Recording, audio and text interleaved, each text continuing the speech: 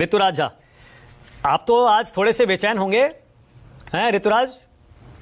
4 दिन पहले इतनी बड़ी अनाउंसमेंट कर दी केंद्र सरकार ने, 12 लाख तक कोई टैक्स नहीं है, 5 लाख का सीधा इजाफा किया है। जी मानक जी, अरविंद केजरीवाल जी ने 7 डिमांड यूनियन बजट के लिए रखा था, जिसमें से एक चीज को पार्शियली पूरा किया गया है और हम उस चीज को अप्रिशिएट करते हैं, हम हर चीज को क्रिटिसाइज नहीं करते हैं।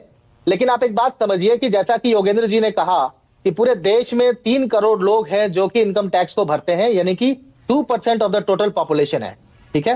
लेकिन फिर भी हम अप्रिशिएट करते हैं कि अरविंद केजरीवाल जी की डिमांड को, एक चीज को उन्होंने पार्शियली एक्सेप्ट किया है। लेकिन इसके अलावा 3 सबसे महत्वपूर्ण चीज, ये लोग बड़ा डंका बजाते हैं, विश्व गुरु बनाएंगे, विश्व गुरु बनाएंगे, विश्व गुरु बनाएंगे। मुझे एक चीज बताइए, क्या किसी भी देश का, पूरी दुनिया में कोई एक देश ऐसा है जिसका एजुकेशन का बजट मात्र 2% हो और वो देश डेवलप किया हो? विश्व गुरु बन सकता है क्या? आपको बताऊं मैं, 3 सबसे महत्वपूर्ण सेक्टर, एजुकेशन, हेल्थ, एग्रीकल्चर, तीनों को मिलाकर भी 5% भी बजट का एलोकेशन नहीं हुआ। इतनी शर्म की बात है, ऐसे बनाओगे विश्व गुरु? इसके अलावा सोचिए, एक सबसे बड़ी डिमांड रखी गई थी कि किसी भी तरीके से जो हमारा किसान है, जय जवान जय किसान, किसानों की जो लोन है उसको माफी होनी चाहिए, अरविंद केजरीवाल जी ने कहा था। जीएसटी एसेंशियल कमोडिटीज पे उसको कम करना चाहिए ताकि एक गरीब आदमी, एक जरूरतमंद व्यक्ति को जो महंगाई की मार पड़ रही है उसमें जो है तो छूट मिल सके। अच्छा, मतलब उसमें कोई कमी नहीं आई। मतलब ऋतुराज, कम से कम आपने ईमानदारी से ये तो माना, कम से कम ईमानदारी से आप ये तो मान रहे हैं ना कि आप इसका स्वागत कर रहे हैं, आप हर चीज का विरोध नहीं करते और आप इसका स्वागत कर रहे हैं। कह दीजिए एक बार, बड़ा अच्छा कदम है। मानक जी, मैं आपसे कह तो रहा हूं ना कि अरविंद केजरीवाल जी की एक डिमांड को पार्शियली माना गया, वी अप्रिशिएट। पार्शियली मतलब चीज देखो ना, पार्शियली मतलब कैसे? आप कितनी चाह रहे थे ये लिमिट? नहीं, मैं आपसे एक बात कह रहा हूं कि भाई हमने 7 डिमांड रखा, उसमें से एक चीज पे आपने फोकस किया, उसका बेनिफिशियरी ग्रुप तो आप देखो पहले। टोटल पॉपुलेशन का मात्र 3 करोड़ लोग इनकम टैक्स भरते हैं, that is 2% of the total population only. उसके साथ में जो जीएसटी है एसेंशियल कमोडिटीज पे, आप सोचो कि उसमें नहीं छूट दी, ना किसानों की क्या बोलते लोन की माफी हुई, ना जो है सो व्हीकल्स के ऊपर। मतलब दिल्ली के चुनाव पर कोई असर नहीं पड़ेगा ना इसका, आप यही कह रहे हैं ना?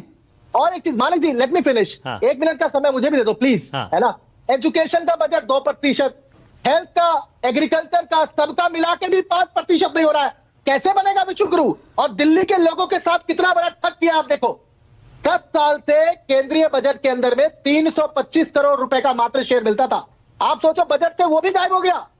म्यूनिसिपल कॉर्पोरेशन को 486 रुपए पूरे देश में जितना पॉपुलेशन होता है उस म्युनिसिपल कॉर्पोरेशन के अंदर में, उसके कैलकुलेशन में सेंटर एड में मिलता है, वो गायब हो गया। फाइनेंस कमीशन ऑफ इंडिया कहता है कि जिस राज्य से केंद्र की सरकार जितना टैक्स लेती है, 42% of the total tax will directly go to the state government. आपको पता है दिल्ली के लोगों के साथ में कितनी बड़ी जाति करते हैं? दिल्ली के लोग 1,75,000 करोड़ रुपए टैक्स देते हैं। मुझे पता है भाजपा के प्रवक्ता कि 1,75,000 करोड़ में दिल्ली वासियों को क्या मिलता है? कुछ नहीं मिलता है। ऋतुराज भाई सुनिए ना, आपने खुद कहा 1,75,000 करोड़ का टैक्स दिल्ली वाले देते हैं। सुनिए ना, मतलब 3 करोड़ जो टैक्स भरते हैं उनमें से बहुत सारे लोग दिल्ली के भी हैं, उन सबको फायदा होगा तो चुनाव में 5 तारीख को वो लोग बीजेपी की तरफ नहीं जाएंगे?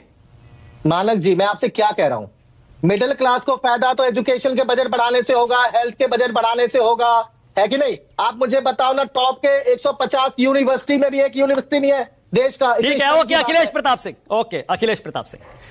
अखिलेश जी, ऋतुराज झा तो कह रहे हैं आम आदमी पार्टी आएगी, इस बजट से चुनाव पर कोई असर नहीं पड़ेगा दिल्ली में, जबकि 12 लाख तक जो कमाते हैं उनको तो काफी फायदा है, महीने का 5,000, 6,000, 7,000 तक है। मेरी बात सुनने के बाद आपका भी इरादा बदल जाएगा। मानक जी, जो आप लोग नहीं बता रहे हैं वो मैं बताऊंगा। आप कह रहे थे कि बजट पेश हो रहा था तो मोदी जी के नारे लग रहे थे। अगर ये सदन में बताया गया होता, जो बजट में लिखित में है कि आज भारत पे 197 लाख करोड़ का कर्जा हो चुका है सौजन्य से आदरणीय नरेंद्र मोदी जी के, क्योंकि जब 2014 में आए थे तो मात्र 54 लाख करोड़ था। अगर ये बात वित्त मंत्री पढ़ती तो हाय मोदी लगता, ये पढ़ा नहीं गया।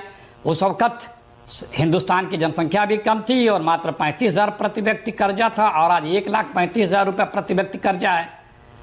दूसरी बात, आज हर बजट जो है एक जुमला फेंकते हैं हमारे साहब जुमला में इनका कोई सानी नहीं है। इस बजट का जो थीम है वो विकसित भारत है। इसके पहले के बजट का थीम था डिजिटल और 17 लाख रुपए की प्रिंटेड करेंसी, 38 लाख की प्रिंटेड करेंसी हो गई, 9 लाख ही 10 लाख ही प्रिंटेड नोट सर्कुलेशन में है।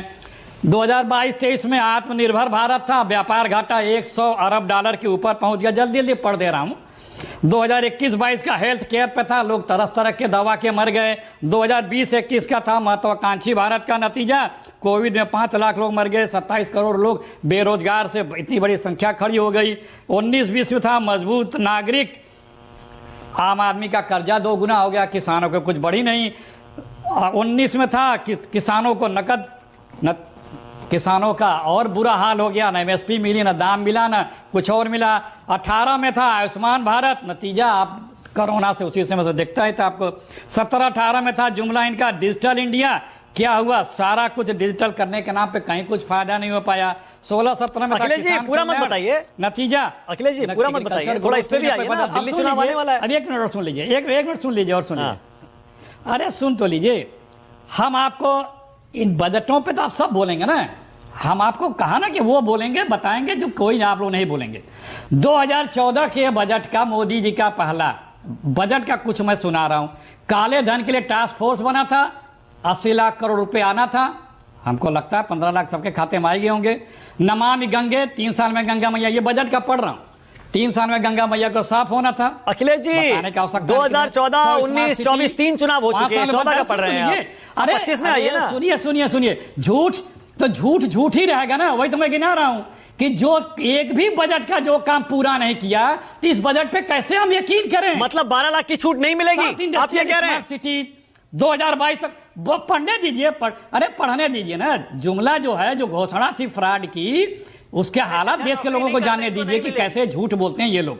2022 तक सबको घर, 2022 तक किसानों को 2 गुनी आय, मैन्युफैक्चरिंग सेक्टर में निवेश, हर राज्य में AIIMS, 5 trillion economy, 5 triple IT, सरकारी घाटा 4.1 से भी कम करना है और 8% तक हो गया। विकास दर 8% लाना है, 4% भी नहीं आ रहा है। रोजगार बढ़ाना है, 20 लाख से अधिक आबादी वाले में मेट्रो शुरू करना है। इलाहाबाद अखिलेश जी रुकिए ना, अखिलेश जी रुकिए ना, 2200 करोड़ का जलमार्ग, बहुत लंबा है, बहुत लंबा है। इसीलिए कह रहा हूँ रुकिए ना। पढ़ रहा हूँ अखिलेश जी, अगर 14 से अब तक के वादे गिनाएंगे बहुत सारे हो जाएंगे। मैं कह रहा हूँ 3 चुनाव हो चुके हैं, 14, 19, 24, अब 25 में आ जाइए आप। आज राहुल गांधी का जो रिएक्शन है ना बजट पे, वो कह रहे हैं जैसे गोली का घाव होता है ना, उस पे बैंडेड लगा रहे हैं। मैं कह रहा हूं 12 लाख वाली छूट आपको नहीं लगता दिल्ली के चुनाव में ध्यान में रखते हुए की गई है? अरे सुन तो लीजिए, सुन तो लीजिए। जो आप ये तर्क देते हैं कि वो तो हो चुका, तो क्या गुनाह मिट जाता है क्या किसी के चुनाव जीत जाने से? या झूठ सत्य हो जाता है क्या? या जो वादा किया था वो वादा खिलाफी नहीं बोला जाएगा क्या? वही तो मैं ये कह रहा हूं। अखिलेश जी 12 लाख पर नहीं बोल रहे हैं आज, क्या वजह है अखिलेश जी? जो व्यक्ति, जो सरकार, उसकी तो वो 12 लाख तो अभी निर्मला सीतारमण खुद ही नहीं सोच पाएंगे कैसे कैलकुलेट होगा। पता ना कै दिन में अभी बताएंगी, किस तरीके से बताएंगी। ये लोग इतनी आसानी से जनता को मदद करने वाले नहीं है। ये सिर्फ अपने मित्रों के लिए। अखिलेश जी 12 लाख तक की सालाना इनकम पर अब कोई टैक्स नहीं है, कर्ज माफी अब तो बजट में अनाउंस हो गया। अगर वैसे कहा होता करेंगे तो हम सवाल पूछते भैया कब करेंगे, अब तो अनाउंस हो गया बजट में। अरे सुन तो लीजिए, अरे सुनिए जनाब, बहुत लोग उस पे बता रहे हैं, हमसे नया लीजिए ना। अभी इसी पे आप लोग बोलेंगे। अखिलेश जी 12 लाख वाले अनाउंसमेंट से दिल्ली चुनाव में असर पड़ेगा नहीं? नौजवानों को कोई रोजगार, अरे यार आप बोले तो आपके एजेंडे पे हम बोलेंगे। आपका एजेंडा आप लिख के भेजिए, आपके पास व्हाट्सएप आता होगा, आप बोलिए उस पे, आप पूछिए उस पे, हम अपने मन से बोलेंगे।